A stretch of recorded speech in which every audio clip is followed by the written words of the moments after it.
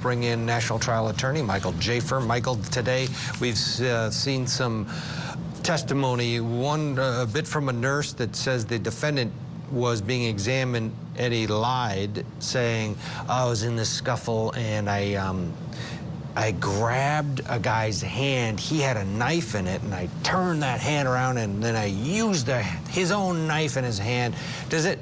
He's going to get up on the stand likely as a self-defense case. We expect it. Does he lose credibility now? This is the second major-ish lie that he told. The defense tried to push it off of he was in trauma and he just mixed up the details. That's not a mix-up. That's a lie. Yeah, it's pretty obvious why he lied. He didn't know he was being taped.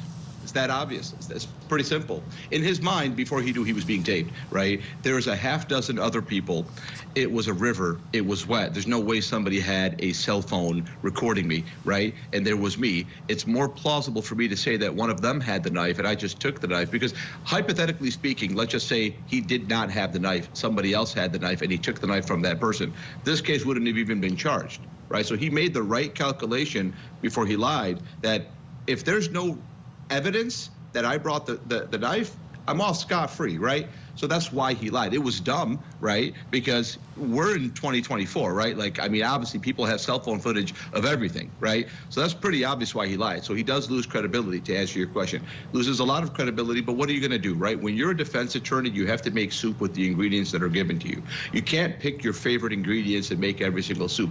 That's called a fantasy, right? When you go to law school, the exam questions are not, what are the elements of manslaughter or murder one or murder two? They say, here's this fact pattern. It's right down the middle. Argue it both ways. There's no right. There's no wrong. How you argue this is how well you will do on this exam. And that's exactly what these defense attorneys have been given. They've been given an exam question where he's got some great evidence in his favor, but he's got some terrible, terrible evidence against him.